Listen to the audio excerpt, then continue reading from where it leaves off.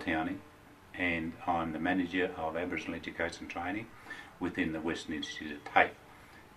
It's been an honour and a privilege that I was voted onto the Dubbo City Council as a councillor as well. Lived here for many years now. This is Wiradjuri country, and currently I'm the Deputy Mayor on the Dubbo City Council, which means that I can represent our people and other peoples at that level on the council.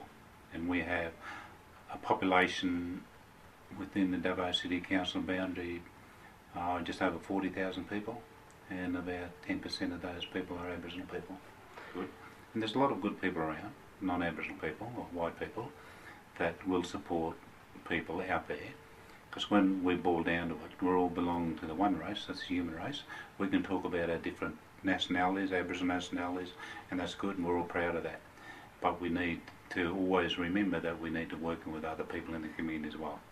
It's about being consistent, and when you say something to someone, try to deliver if you can. Like, you can't always promise people things, especially in politics, because you can't always deliver, but at least you can have a go and try and help people as best you can. And I find what's useful for me is never ever let things go to your head, think that you're more important than anyone else. Doesn't matter where you are in life, whether you're a doctor or a lawyer or whatever else, you are the same, and I am the same as anyone else, as a student just walking in the door, or one of our people coming off on Aboriginal Reserve, which I did come off, by the way.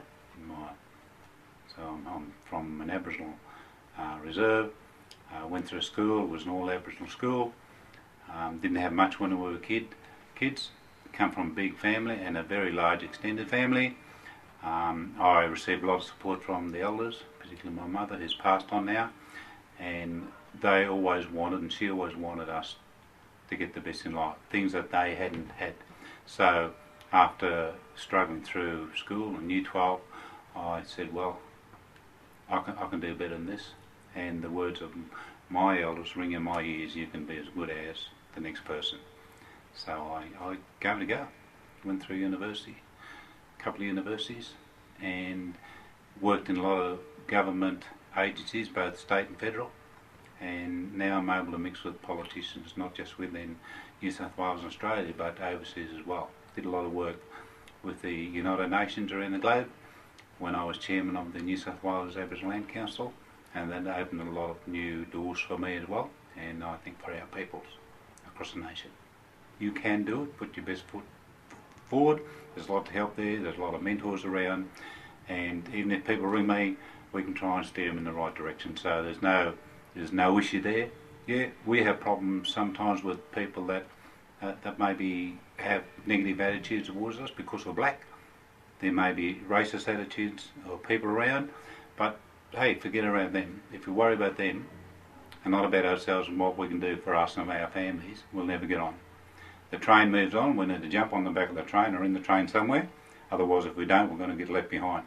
So when someone says to me that you can't do it, I stand up and say, hey, I come off a mish, right? Remember the welfare fella?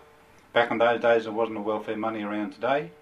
We had to go and work on weekends or scrounge and do whatever, work for the Chinamen and the gardens and all that sort of stuff, and help our extended families out that way, and get up the next day and go to school, although we didn't attend quite regularly, but we knew that education was important. It was, our parents said, and elders said, you need to get a good education even back then, and that's where we're at today.